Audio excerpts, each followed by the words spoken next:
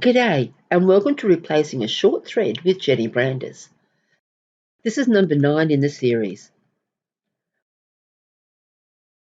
When you start to run out of thread on a bobbin, you need to consider where you're going to replace it in your work. In this example, it was one of the worker threads that needed replacing. I have wound the new thread onto a new bobbin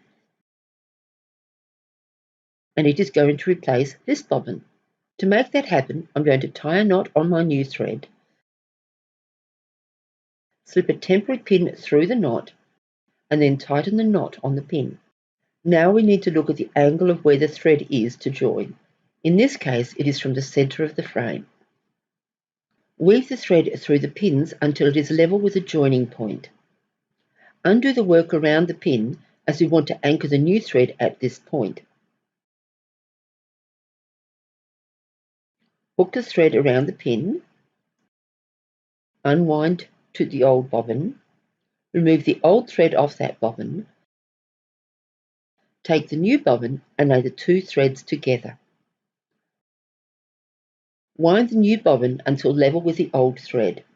Put them together and wind both threads onto the new bobbin. Hitch as normal. Cross, twist, cross as normal. Continue to work this pair all the way through. Cross, twist, cross, cross, twist and cross. Cross, twist and cross. It is at the 3 gap twists that the threads start to get locked in. 1, 2, 3 and tension. Hole stitch through the outside pair, cross, twist, add the pin twist.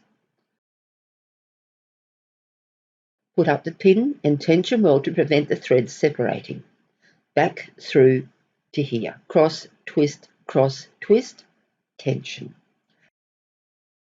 My thread was cut too short, so bear with me as I struggle to keep using the old thread to the next pin. Add 2 gap twists, cross, twist, cross.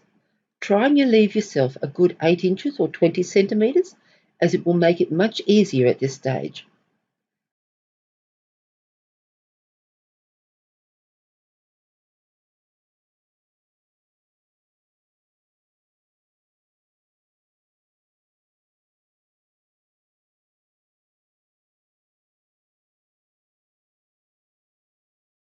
Add a twist to the workers, put up the pin, tension everything.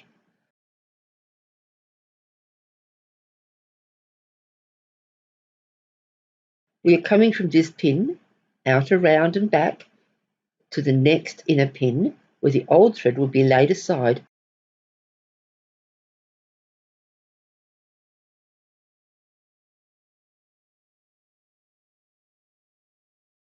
after doing the turnaround.